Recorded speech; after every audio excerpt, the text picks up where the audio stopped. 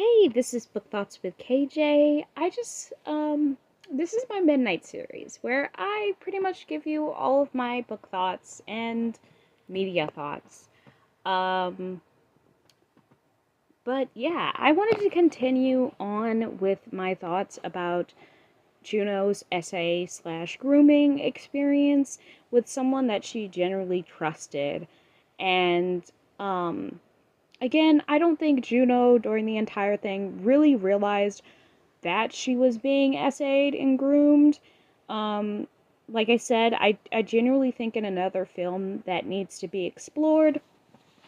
But anyway, let's talk about this freaking bastard, okay? This freaking man, right? Why would you dump your trauma on a 16-year-old? And it's just like, why would you do that?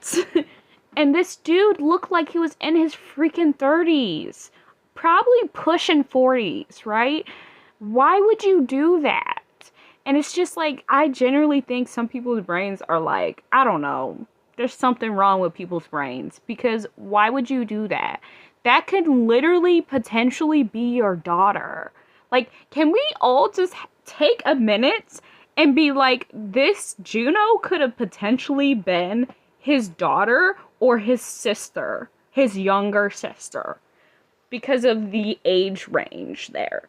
But anyway, and you know what's so fascinating and interesting is the fact that during this even though, again, the essay and the grooming was not okay, what was so interesting was that during that situation where he was telling Juno, like, hey, I don't know if I can keep on doing this. I don't know if I can be a dad. She literally straight up looks at him and is like, hey, no, you're too old to not be knowing what you're doing.